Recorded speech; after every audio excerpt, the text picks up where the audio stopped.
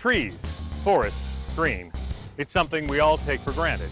But on average, 240 acres of nature are destroyed every hour as a rapidly increasing population demands more homes, new offices, larger factories, wider roads. You get the picture. Although the explosive growth will probably generate prosperity as never before, it comes at a price.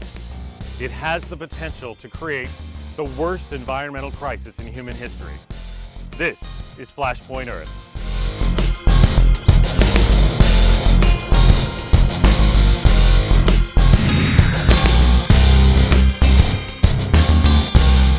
Hello, I'm Ken Magos.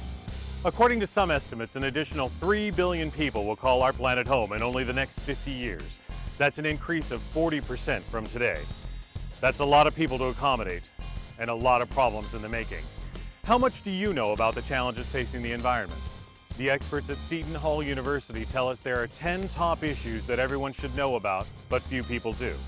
How aware are you?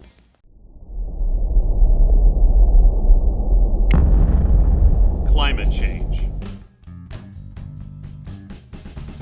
Of all the issues facing the environment, climate change is the one that people seem to talk about the most. I do believe that global warming will have a major, or is having a major impact on what's going to happen to mankind in the future.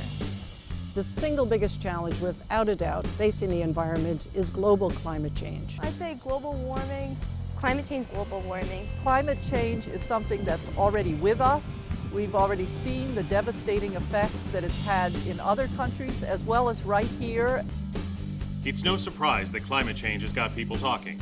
The impact is potentially dramatic. According to the EPA, because of global warming, average sea levels worldwide are projected to rise up to 2 feet by the end of this century. This rise would eliminate approximately 10,000 square miles of land in the United States alone. To make matters worse, you and I are to blame, though half of us don't believe that. Less than 50% of Americans are supporting the idea that humans are causing these climate changes. And to students of the environment at Seton Hall University, that just doesn't add up, especially when you consider the following. Between 80 to 90% is caused by humans releasing carbon emissions. Less than 10% of global warming is caused from the sun's heat and energy. I think statistics really open people's eyes. When you hear the numbers, it's concrete evidence that things are happening. According to Seton Hall professor Dr. Judith Stark, we can't wait to take action. 10 to 15 years, that's about the window that we have in order to really begin to reduce greenhouse gases in the environment. It's a serious situation, the first of 10 we're talking about on this show.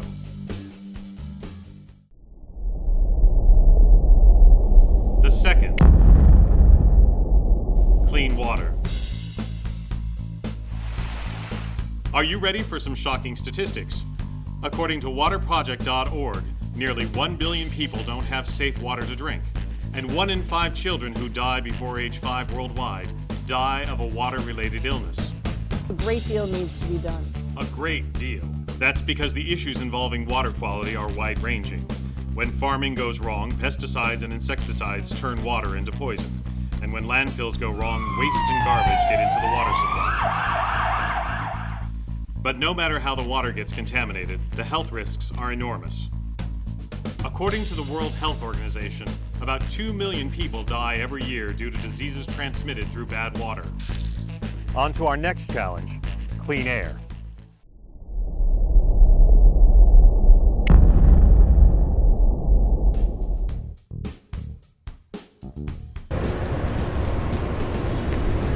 It's a public health issue, and the public health issue is that the degrading of the atmosphere has major impact on human beings, and especially with regard to heart disease and lung disease in particular.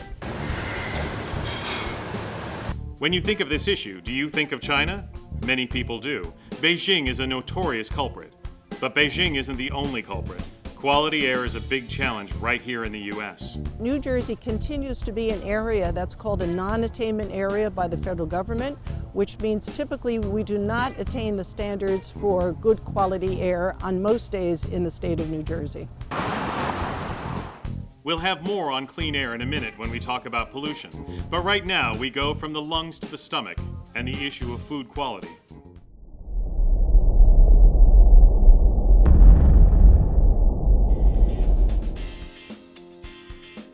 People are now worried about, like produce and stuff, not getting enough vitamins in their food. So just knowing where your food comes from and building that type of relationship, it gives you a sense of comfort. You should always know where your food comes from. More than 200 known diseases are transmitted through food. The most common, food poisoning, is really a catchphrase for a number of ills. Victims often vomit or feel like they have the flu. Other diseases are more threatening. Listeria can trigger a miscarriage in pregnant women. And mad cow is fatal. Wow, I didn't know that. As the world gets smaller, your risk for getting sick gets bigger. According to the American Society for Microbiology, the trend toward importing food from developing countries opens up Western nations to these risks. And here's a scary statistic.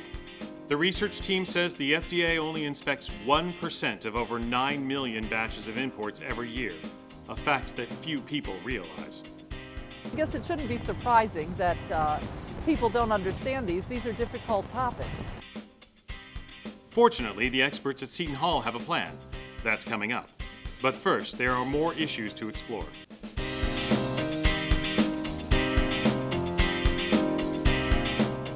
It's a dubious milestone, but there's now an environmental woe that's more likely to claim your life than a car crash.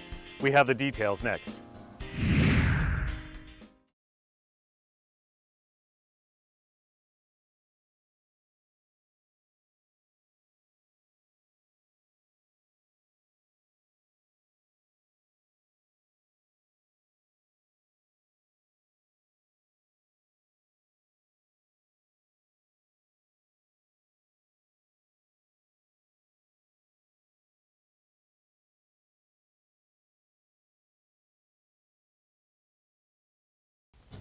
Welcome back to Flashpoint Earth. I'm Ken Magos. We're looking at the 10 top issues facing the environment as compiled by Seton Hall University. Up next, pollution. When you think of pollution, you probably think of garbage floating in water or maybe even the BP Gulf spill. But truth to tell, the most dangerous type of pollution is pollution you can't even see.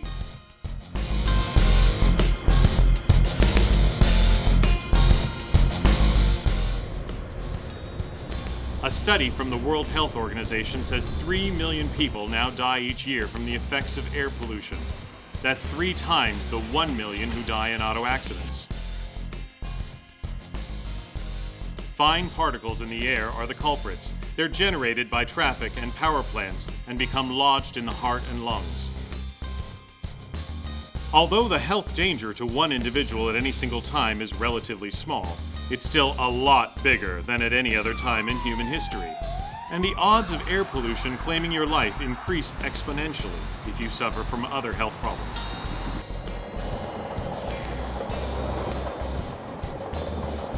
The public health burden derived from this ubiquitous risk is enormous, say the researchers. Another issue which poses enormous risk is reckless mining.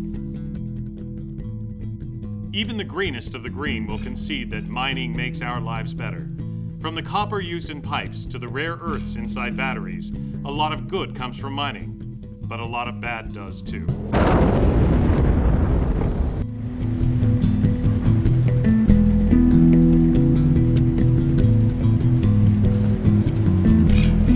In the United States, there's strict oversight, but in developing nations, that's not always the case. And the need for employment often trumps everything, including the damage done by extracting minerals quickly and at a low cost.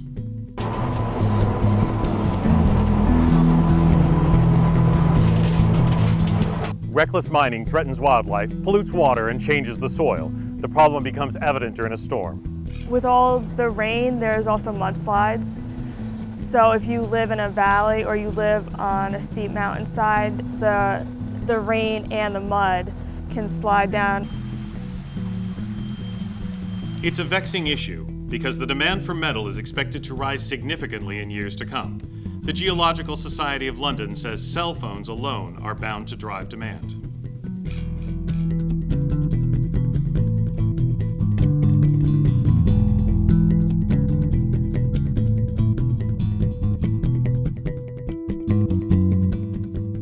In fact, the demand for industrial metals is expected to jump 50% by the end of this decade, as more people in Brazil, Russia, India, and China, the so-called BRIC nations, buy cell phones, as well as other devices that have become necessities of middle-class life.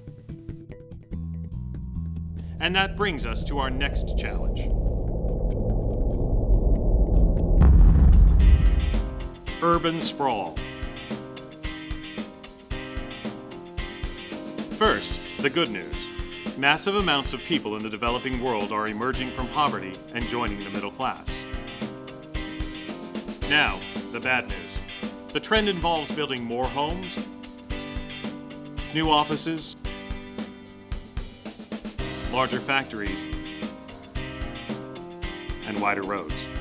Seton Hall exchange student Luann Machado hails from Brazil, and she's keenly aware of the problem. I think in Brazil, we see more the value of the nature. But the problem in Brazil, I can give you an example. You cannot see trees anymore. You cannot see rivers. I think people just needed to look around and look for the beauty of the nature. Of course, urban sprawl isn't isolated to Brazil. The issue confronts nations around the world, leading to traffic congestion and, as a result, air pollution, something we talked about earlier. But it also reduces wetlands and threatens wildlife.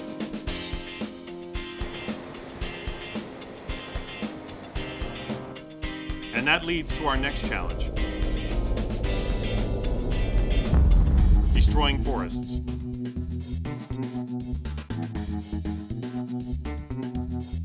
As you may have figured out by now, a lot of these topics are intertwined. Oh, indeed they are. Environmental issues are connected all down the line. I'm always surprised at how little they understand what I would consider the interdependencies. And so what I try to emphasize in the courses that I teach are to understand and appreciate some of these interdependencies. And in this example, urban sprawl is presenting a serious threat to our forests. According to some estimates, urban sprawl has led to 100 trees being torn down every minute. Fewer trees lead to larger amounts of greenhouse gases in the atmosphere. Trees play a crucial role in absorbing the gases in the fight against global warming. These changes will have a vast effect on our way of life in the near and distant future. If people don't realize how important the environment is, then it stands no chance. The situation is serious, but not hopeless. How do we fix these problems? As we said earlier, the pros at Seton Hall have some ideas. But first, the final two of our 10 top issues facing the environment. One of them you probably didn't even realize was a problem.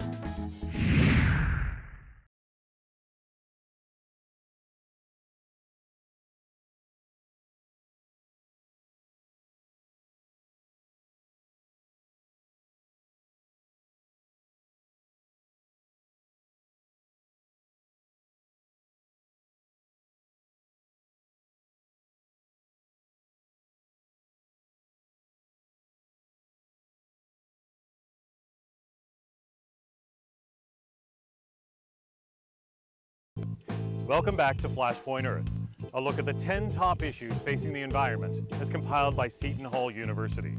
Now on to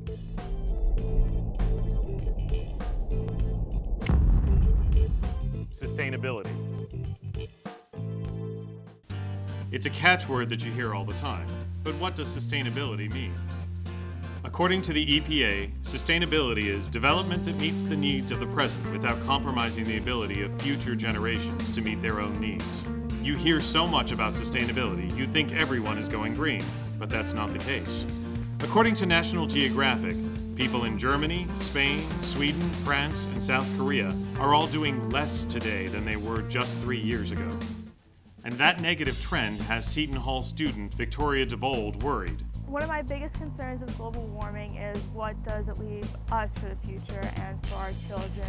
Her concerns may be well-founded.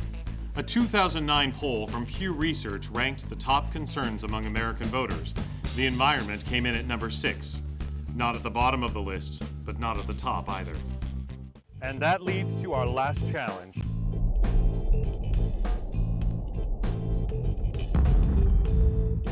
Education. Of all the issues, this is the one that you probably didn't realize was even a problem. I knew it was a problem, I just didn't realize how big of a problem it was. And she isn't alone. According to a study from the Earth Institute at Columbia University, a quiz given to people on what steps make the biggest difference in cutting energy use found loads of confusion. For example, participants greatly overrated low-impact moves like flipping off light switches and unplugging phone chargers. And they underrated potential high-impact changes like weatherizing homes, buying high-performance appliances, driving higher-mileage vehicles, and switching from centralized AC to room air conditioners.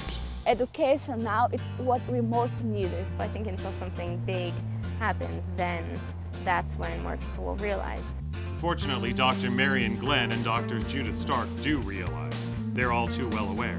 And they're working with Seton Hall students to develop solutions. Christina Davison is among the students taking a hard look at what to do and how to do it. She says people need a wake-up call, a big one. Nothing will happen until the Pearl Harbor attack occurs. Yes, she said Pearl Harbor attack. Just as the U.S. was reluctant to join the war effort in 1941 prior to Pearl Harbor, Christina believes the public will be reluctant to join this fight until something big and unexpected hits. So basically, right now we're at that point before the attack on Pearl Harbor. And if this attack were to happen, hypothetically, then Americans would be more conscious and create some changes themselves to their lifestyles to help save the Earth. But with that, it's basically nothing will happen until the Pearl Harbor attack occurs. What would be the environmental equivalent of Pearl Harbor? If this turning point were to happen, say gas prices rise to $10 a gallon, then that would really be a wake-up call. Fortunately, Vanessa Rivoli Vasquez doesn't think the situation is quite so dire. She's working to effect change slowly with programs such as community-supported agriculture. What it is the consumers would go to a farm and they would make up like a sort of membership with the farmer, and they pay a certain amount of money to the farmer, and every week the farmer would make up a box of food to give to the consumer, and they would do that for the whole season, and it just really supports keeping cash flow within the city and building a relationship with your farmer and where your food comes from. Nicole Changaris is focused on the issue of sustainability. She thinks the world can take their cue from the New Jersey-based program Sustainable Jersey, a certification program for municipalities in the Garden State that want to go green, save money, and take steps to sustain their quality of life over the long term. I think Sustainable Jersey is helping us to get your points and to get certified. You are required to do things with the environment. Hailing from Brazil, Luann Machado is focused on the benefits of recycling. It's important just for you understand what you are wasting, and then you can see how you produce, how you waste. Victoria DeBold concedes these are big challenges. Ironically, she says the solution is all about little changes. One person can look at their daily routine and see what means of energy they're using, if they're wasting any energy, or if they're using their car for transportation, maybe use an alternative form of transportation like maybe walking or riding their bike. And then slowly but surely, one good deed will pass on to another. Jessica Garon believes education should start early, while children are impressionable. Teach children how important the environment is, and it's really important to teach them at a young age that, this is the world they live in and they're responsible for what happens to it in the future. How should parents bridge the topic? Jessica says there are already books available that can get the conversation rolling at a young age. One of those books is Mammals Who Morph: The Universe Tells Our Evolution Story. It's just saying, now humans are the people who are in control of the earth. It's basically in your hands. This is what the world gave you, and now it's your job to take care of it. All these students are very committed to their causes, and their efforts are making a difference.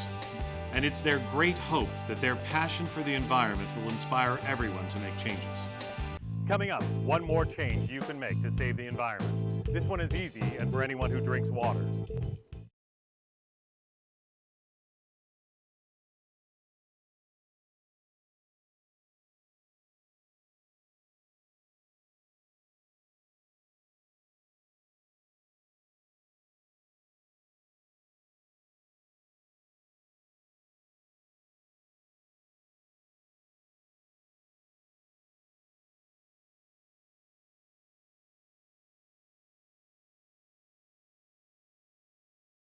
We're almost out of time, but before we go, we want to leave you with one more way you can change the environment.